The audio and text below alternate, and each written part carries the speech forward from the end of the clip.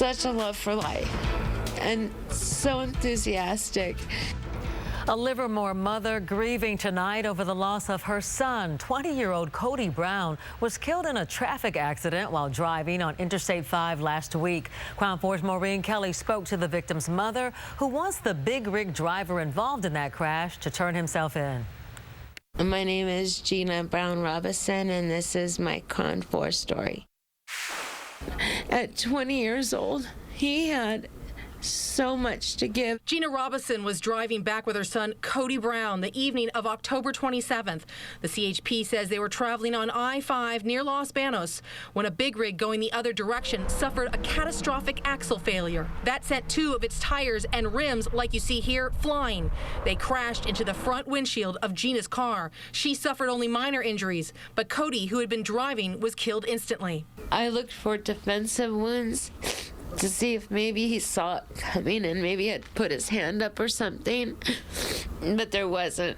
It just hit him that fast. The CHP says the driver of the big rig kept on going and has not been found. The CHP is still looking for that truck driver. They say it's possible the driver was not aware at the time about the loss of the wheels and may still not even know about the resulting fatality. However, they do say a responsible commercial truck driver should have reported the loss of the wheels to the Highway Patrol. Why hasn't he come forward? I mean, by now he's got to know that he lost an axle and a couple of tires. Gina now has to struggle with not knowing exactly why the semi lost its wheels. I can forgive an accident.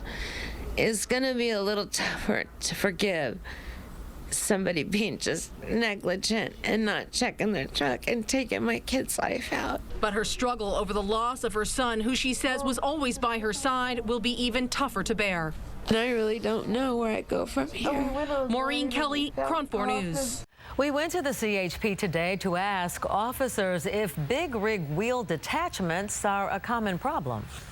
I can say from a personal perspective here in the Tri-Valley, I can recall 2 fatalities with wheels being dislodged. One was from a pickup truck, one was from a commercial vehicle.